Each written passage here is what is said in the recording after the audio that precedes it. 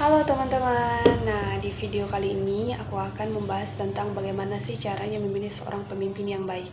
Nah, kenapa aku ambil tema ini? Karena seperti yang kita ketahui, sebentar lagi di Kalimantan Barat, khususnya di kabupaten-kabupaten, di beberapa kabupaten Kalimantan Barat, termasuk juga Kabupaten Ketapang, itu akan mengadakan pesta demokrasi, yaitu pemilihan kepala daerah atau yang biasa kita sebut pemilihan bupati. Nah, jadi buat teman-teman yang nanti ikut berpartisipasi dalam pemilihan, aku akan sharing tips dan ciri-ciri bagaimana sih caranya memilih pemimpin yang baik. Itu menurut aku pribadi. Nah, sebelum aku mulai, aku mohon maaf jika nanti ada kata-kata aku yang salah atau ada teman-teman yang merasa tersinggung atau bagaimanapun. Aku buat video ini hanya untuk berbagi, tidak untuk menyinggung pihak manapun. Nah, dan juga untuk buat teman-teman yang mau menyampaikan kritik, saran, atau mau menambahkan pendapat lain bisa langsung di kolom komentar di bawah. Oke, kita lanjut. Yang pertama, cara memilih calon pemimpin yang baik menurut aku, yang paling utama itu adalah kita mengandaikan bahwa calon ini akan memimpin diri kita sendiri, bukan masyarakat, daerah, maupun negara. Kenapa demikian? Karena ketika kita menginginkan pemimpin, yang pasti kita ingin dia memimpin diri kita. Nah, jadi kembali kepada teman-teman yang lain, itu pengen pemimpin yang seperti apa?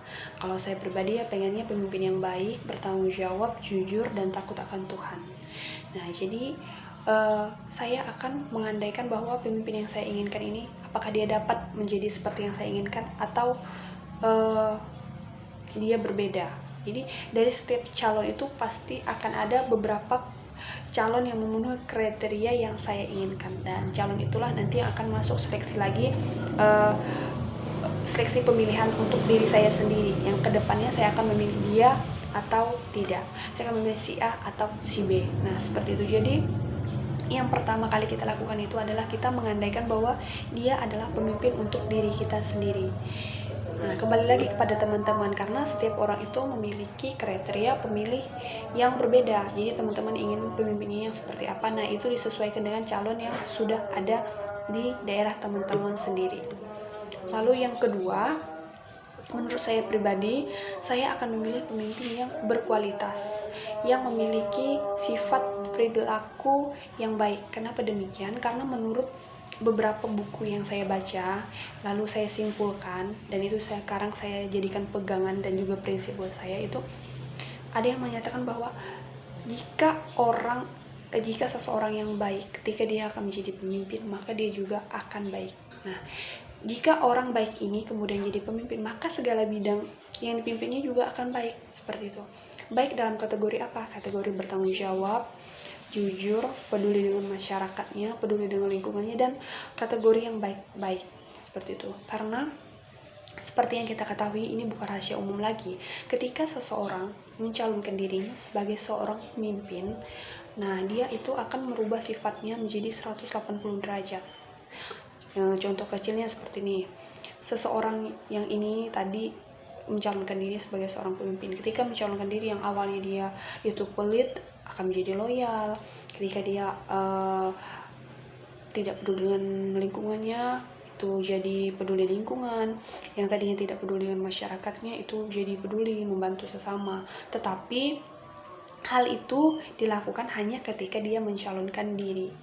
Nah, perlu teman-teman garis bawahi bahwa sifat baik atau buruk itu tidak bisa diciptakan hanya sementara. Jadi ketika si calon ini yang tadinya kurang baik mungkin sifatnya, lalu ketika dia mencalonkan diri itu berubah 180 derajat menjadi orang yang sangat baik, itu harus teman-teman ingat bahwa lama-kelamaan sifat aslinya juga akan terungkap. Jadi ketika mungkin dia melakukan ini itu ketika ada tujuan yang harus dia capai. Dalam politik itu hal yang lumrah, hal yang wajar. Kenapa demikian? Karena itu merupakan salah satu strategi yang mereka miliki, dan itu juga cara bagaimana mereka menjalankan marketing politik. Nah, marketing politik itu pemasaran seorang calon tersebut. Marketing politik itu termasuk juga dalamnya bagaimana sih cara si calon ini menjual dirinya kepada masyarakat agar masyarakat tertarik untuk memilihnya. Nah, salah satunya itu adalah yang saya katakan tadi. Jadi, yang perlu teman-teman garis bawahi bahwa pemimpin yang baik itu adalah pemimpin yang dari awalnya memang memiliki sikap dan perangai yang baik, bukan sikap dan perangai baik yang dibuat seperti itu. Karena ketika teman-teman ingin memilih pemimpin yang sempurna, itu teman-teman tidak akan mendapatkannya. Tetapi ketika teman-teman memilih dan mencari pemimpin yang baik, itu teman-teman pasti akan mendapatkannya. Kenapa demikian? Karena kodratnya manusia itu tidak dengan kesempurnaan. Kodratnya manusia itu selalu dengan kekurangan. Tetapi ingat, manusia diciptakan dengan baik. Tidak ada manusia yang diciptakan jahat ataupun dengan kelakuan yang buruk. Nah, jadi jangan pernah mencari pemimpin yang ingin sempurna, tetapi cari pemimpin yang baik, pemimpin yang selalu menuju ke arah yang lebih baik. Seperti itu menurut saya. Jadi ketika seorang pemimpin itu sudah memiliki sifat yang baik sebelumnya, dan memang itu udah sifat dia, mungkin itu sudah menjadi nilai plus dia sebagai seorang pemimpin. Karena ketika dia baik, dia akan menjalankan kepemimpinannya dengan baik juga. Jangan memilih pemimpin karena dia itu keluarga, karena agamanya sama, karena sukunya sama. Tidak, itu tidak akan menjamin dia baik kepada kita. Dia tidak akan menjamin itu baik nantinya kepada Anda. Tidak, karena seseorang sifatnya akan berubah ketika dia memiliki kekuasaan. Seseorang akan bisa kita lihat sifat aslinya ketika dia sudah berada di atas, ketika dia sudah memiliki segalanya. Nah, itu kita akan benar-benar bisa melihat seseorang dari situ. Jadi pilihlah pemimpin yang benar-benar baik menurut teman-teman. Nah, bagaimana kita tahu dia baik atau tidak, sedangkan kita tidak mengenalnya, kita hanya tahu orangnya. Nah, ini salah satu caranya. Yang pertama, kita cari di Google atau di internet itu tentang biodata diri para calon-calon. Contohnya calon si A, pasti itu kan setiap calon itu tidak langsung jadi calon, pasti dia punya riwayat kepemimpinan, mungkin sebagai kepala bagian, mungkin sebagai kepala komisi atau kepala seksi atau kepala apa gitu. Nah, itu kan mungkin biasanya di-upload gitu di internet. Nah, bisa teman-teman cari di situ. Teman-teman bisa googling, manfaatkan internet dengan baik. Lalu cara yang paling baik, yang paling yang paling benar-benar valid gitu. Nah, teman-teman bisa cari tahu melalui masyarakat sekitarnya, karena masyarakat pasti akan tahu kalau orang ini benar-benar baik atau tidak. Contohnya, jika salah satu calon ini punya riwayat yang buruk, seandainya pernah korupsi, pernah melakukan kejahatan, lalu kekerasan pada anak. Nah, itu tuh masyarakat pasti akan selalu ingat, wah, dulunya dia seperti ini loh, dulunya dia seperti ini. Nah, ketika seorang sudah mempunyai riwayat buruk, ya memang kita tidak bisa menilai seseorang hanya dari masa lalunya, tetapi itu bisa kita jadikan pertimbangan ketika dia akan jadi pemimpin ke depannya. Nah, jadi itu kita tanya sama masyarakat sekitar, ini bagaimana sih dia, dulunya seperti apa sih dia, lalu kenapa dia bisa mencalon, kenapa dia bisa begini-begini. Nanti masyarakat sekitarnya yang benar-benar dekat, yang benar-benar kenal dengan dia itu akan menjelaskan, oh, dia ini seperti ini, seperti ini. Nah, itu bisa juga kita jadikan penilaian untuk si calonnya. Itu yang paling penting adalah karakter dari si calonnya sendiri. Itu yang harus benar-benar teman-teman perhatikan. Karena seseorang itu benar-benar akan berubah ketika dia memiliki tujuan yang akan dicapainya. Dan ketika dia sudah mencapai tujuan itu, dia akan berubah juga, berubah-ubah gitu. Nah, itu yang kedua. Lalu yang ketiga, menurut saya itu saya akan memperhatikan bagaimana sih cara dia memasarkan dirinya kepada masyarakat, bagaimana cara dia menjual diri kepada masyarakatnya. Seperti contohnya, bagaimana kita melihat bagaimana pendekatannya kepada masyarakat, bagaimana dia menyampaikan visi dan misinya, seperti apa tujuan dia ke depannya. Lalu ini yang harus diperhatikan juga dan digarisbawahi, bahwa teman-teman jangan memilih pemimpin berdasarkan gimana ya, kayak gini contohnya sekarang ini ada bupati di daerah teman-teman atau bahkan di daerah saya sendiri yang sudah memimpin, lalu dia akan memimpin lagi, lalu dia akan memimpin di periode kedua. Nah, teman-teman jangan memilih dia hanya karena pembangunan yang telah dia lakukan gitu, yang sebelumnya dia lakukan. Nah, itu jangan.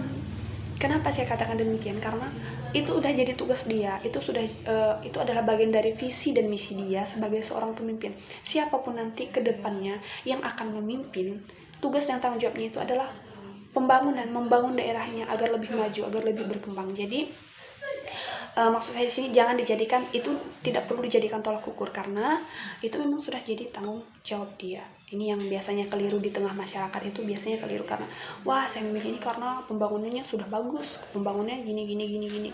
Ya boleh kita memilih, mungkin dia lebih banyak membangun, tapi ingat itu memang sudah tanggung jawab dia sebagai seorang pemimpin.